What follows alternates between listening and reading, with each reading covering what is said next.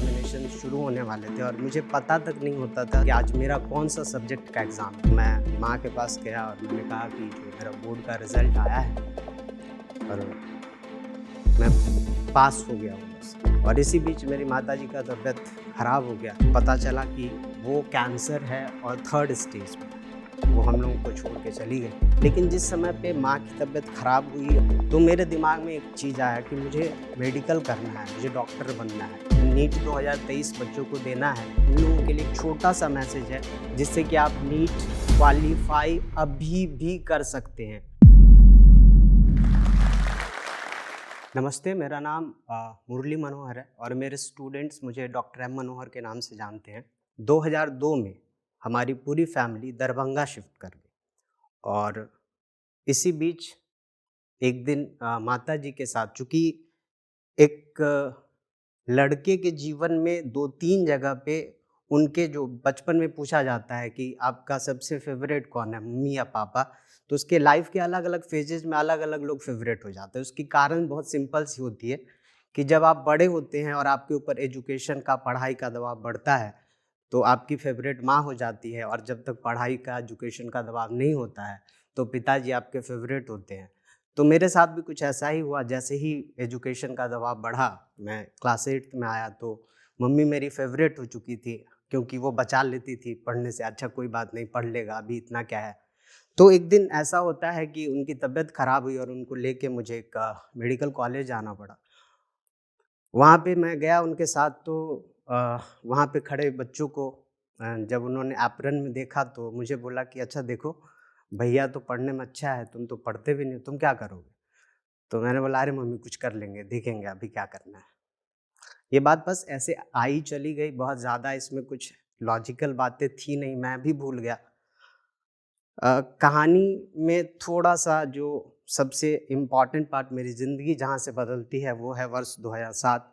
मैं मैट्रिक का एग्ज़ामिनेशन मेरा नज़दीक आया, 10th बोर्ड के एग्ज़ामिनेशन नज़दीक आ गए और इसी बीच मेरी माताजी का तबीयत ख़राब हो गया और उनको डॉक्टर से दिखाया, डॉक्टर ने ट्रीटमेंट किया, मेडिसिन्स दिए, बट सुधार नहीं हो रहा था, दिन-ब-दिन उसमें गिरावट ही आती जा रही थी।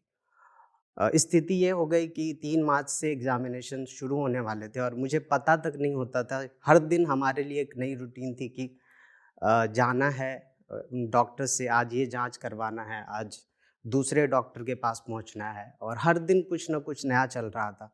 मतलब इनफैक्ट मुझे ये नहीं पता होता था कि आज मेरा कौन-सा सब्जेक्ट का एग्ज़ाम है। बस मैंने एग्ज़ामिनेशन दे दिया। इस बीच में उनकी सुधार नहीं हुई, कोई भी सुधार तबीयत में नहीं आई, तो हम लोगों ने डिसाइड किया कि चूँकि बड़े भैया मेरे दिल्ली में ही थे, तो उन्होंने बोला कि लेके आ जाओ और हम लोग उनको लेके दिल्ली पहुँचे। दिल्ली एम्स ने पहले शुरुआत में लेने से मना कर दिया, फिर सफदरजंग गए, वहाँ पे भी कुछ ज़्यादा नहीं हुआ तो वापस से दिल्ली आए। दिल्ली एम्स में जब दोबारा से जाँच हुआ और बायोप्सी की रिपोर्ट आई, तो पता चला कि वो कैंसर है और 3rd स्टेज में है। अब डॉक्टर्स ने सिर्फ़ एक ही चीज़ बोला कि अब आपके पास सिर्फ़ कुछ समय है, आप जो उनकी सेवा कर सकते हैं, उनको खुश रख सकते हैं, आपके लिए यही चीज़ें हैं, इससे ज़्यादा आप कुछ नहीं कर सकते। आप किसी पैसे से भी नहीं बचा सकते, आप कुछ भी करके बचा नहीं सकते हैं। डॉक्टर्स की ये बातें पूरी फैमिली के लिए एक ही झटके में सारा कुछ बदल के रख दिया, सारी चीज़ें बदल गई।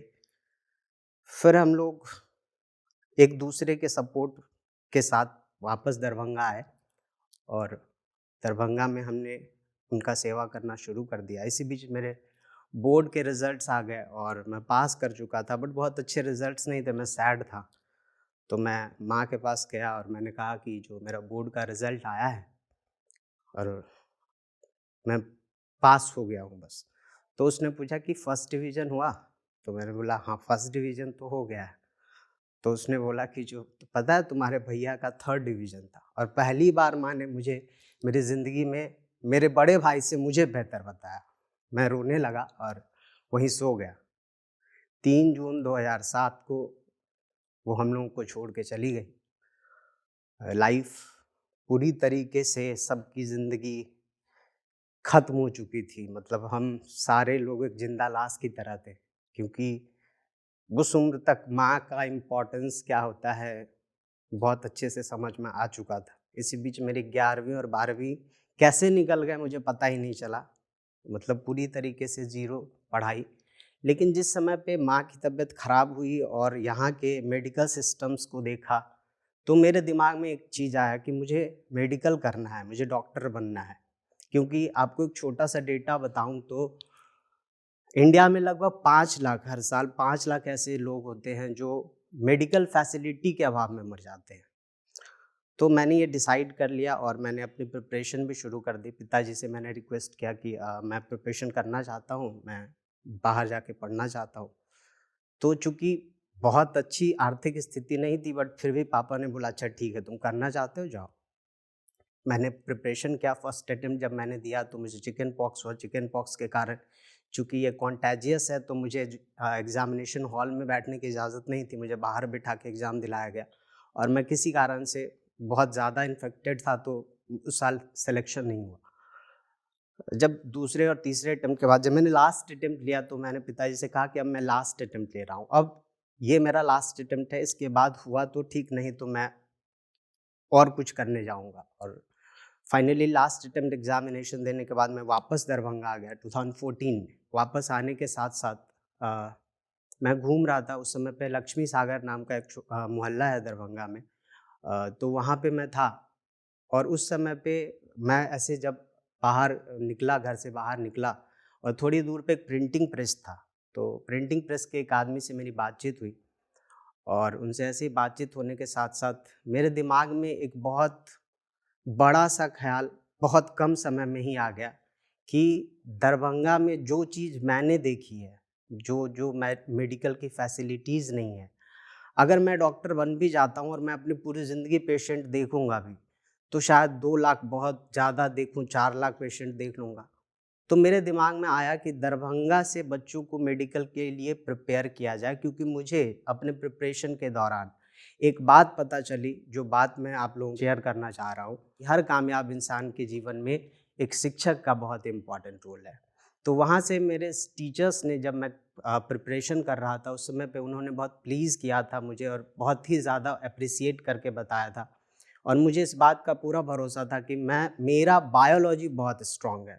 बाकी के सब्जेक्ट के कंपैरिजन में बायो में उनका हमेशा से मुझ पे बहुत भरोसा था। तो इस तरीके से प्रिंटिंग प्रेस वाले से मुलाकात के दौरान ही मेरे दिमाग में बायोलॉजी फिंगर टिप्स शुरू करने के बारे में मैंने सोचा और 2014 में ही मैंने वहाँ से स्टार्ट कर दिया।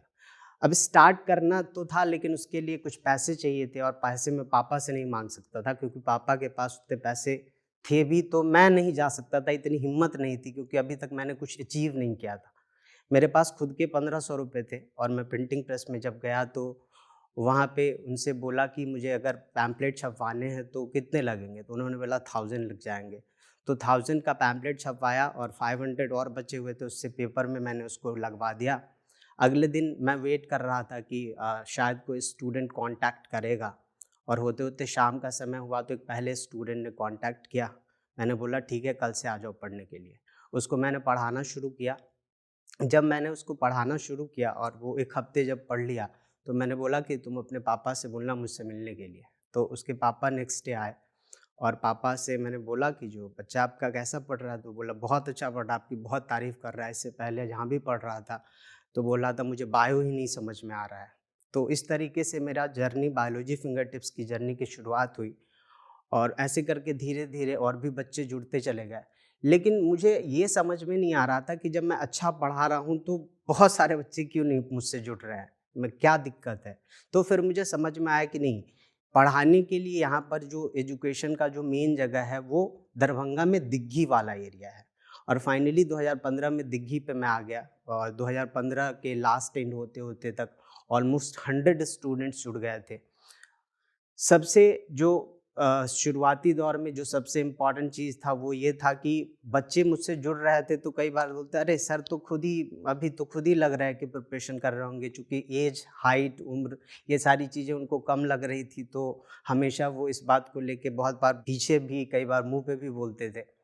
और 2017 में जब पहली बार पहले स्टूडेंट का, मुझे आज भी डेट बहुत अच्छे से याद है, 23 जून 2017 को जो पहली बार जब पहले स्टूडेंट ने मुझे कॉल करके बोला कि सर नीट मैं क्वालिफाई कर चुका हूँ, वो दिन मेरे लाइफ का सबसे बहुत ही बड़ा अचीवमेंट वाला दिन था कि आज मैं किसी बच्चे के लिए वो बन चुका हूँ जो मैं कर रहा था, जो मेरा ड्रीम था। लेकिन जो मैंने नए ड्रीम देखे, जो मैंने नया सपना देखा, वो पूरा होता हुआ दिख रहा है। इसी बीच ये सिलसिला बढ़ता गया, बायोलॉजी फिंगर टिप्स बड़ा होता चला गया। कब बच्चे 100 से 500, कब 1000, 1500 बच्चे जुड़ गया, फिर कितने जुड़ते गए मुझे पता नहीं चला। इतने सारे बच्चे जुड़ने के साथ साथ रिस्पॉन्सिबिलिटीज़ बढ़ती गई और यही चीज़ चल ही रहा था कि अचानक कोविड का समय आया। कोविड का समय आते ही पूरी दुनिया तबाह थी, पूरी दुनिया परेशान थी। उसमें हम जैसे लोग, चूँकि हम वो आखिरी पीढ़ी हैं जिन्होंने शायद बैलगाड़ी का सफ़र तय किया है, हम वो आखिरी पीढ़ी हैं जिसने खुरच के स्क्रैच करके मोबाइल रिचार्ज किए हैं, हम वो आखिरी पीढ़ी हैं जिन्होंने कीपैड वाले मोबाइल्स चलाए हैं। तो हमारे लिए अचानक से टेक्निकल हो जाना ये बहुत ही चैलेंजिंग था। बच्चों के साथ जुड़ पाना हमारे लिए चैलेंजिंग था। फिर हमने बच्चों के फॉर्म निकाले, वहाँ से बच्चों के फॉर्म के साथ साथ बच्चों से कांटेक्ट करने की कोशिश की, तो बहुत बच्चों का फ़ोन ऑफ, बहुत बच्चों का नंबर चेंज हो चुका था। फिर जो भी थोड़े बहुत बच्चे जुड़े तो जूम मीटिंग या जो भी फैसिलिटीज़ उस टाइम पे आई उसके थ्रू बच्चों से कांटेक्ट हुआ। और फिर जब लॉकडाउन का समय ख़त्म हुआ तो फिर वापस से सारे बच्चे फिजिकली कांटेक्ट में आए। अभी और भी चीज़ें जो ऐड ऑन करने जा रही है वो ये है कि बायोलॉजी के बारे में जनरली हमारे पूरी टीचिंग कम्युनिटी में ये कॉन्सेप्ट रहता है कि बायोलॉजी वो सब्जेक्ट है ना जिसको याद किया जाता है। बट सच्चाई ये है कि बायोलॉजी एकमात्र वो सब्जेक्ट है जहाँ पे चीज़ें जो होती है वो होती है एक्चुअल में। जैसे अगर बात करें कि यहाँ पे 206 हड्डियाँ हैं तो हैं, तो अभी बायोलॉजी फिंगर टिप्स अभी लाइव सेशन के माध्यम से और भी चीज़ें प्रैक्टिकली बच्चों के लिए अवेलेबल करवाएंगी जिससे कि उसको सीखने में आसानी हो सके। अभी आने वाले समय में नीट 2023 बच्चों को देना है और उन सारे छात्रों के लिए जो इस बार नीट देने जा रहे हैं उन लोगों के लिए एक छोटा सा मैसेज है जिससे कि आप नीट क्वालिफाई अभी भी कर सकते हैं। और वो सिर्फ डिफरेंस क्या है, तो आपको डेटा पता होगा कि लगभग 19 लाख बच्चे जो हैं वो नीट का एग्ज़ाम देते हैं। उस 19 लाख बच्चों में लगभग 44,000 बच्चे ऐसे हैं जो गवर्नमेंट कॉलेज ले पाते हैं। तो क्वेश्चन पहला उठता है कि क्या सिर्फ 44,000 बच्चे ही हैं ऐसे उस 19 लाख में से जो डॉक्टर बनने के लायक हैं? आपके अंदर से जवाब आना चाहिए नहीं। कारण क्या है कि वो 44,000 और वो 19 लाख, उस दोनों में एक छोटा सा डिफरेंस है। डिफरेंस क्या है कि वो 19 लाख बच्चों से जाके अगर हम पूछें कि क्या आप डॉक्टर बनना चाहते हैं, उनका जवाब होता है हाँ। चाहत बहुत चीज़ों की होती है, हम चाहते बहुत सारी चीज़ें हैं, लेकिन चीज़ें जो मिलती है ना वो ज़रूरत होती है। जिस दिन हमारी चाहत हमारी ज़रूरत बन जाएगी, हम दुनिया के किसी भी एग्ज़ाम को क्वालिफाई कर सकते हैं, वो नीट ही भला क्यों नहीं हो। Thank you so much. अहाँ सब एकरा सब्सक्राइब करू, लाइक करू और जत्ते से जत्ते मैथिल छै उनका बीच में शेयर करू। और नया नया प्रेरणादायक कहानी बहुत सारा खिस्सा अहाँ के सुनल मिलत, तो बस बनल रहू।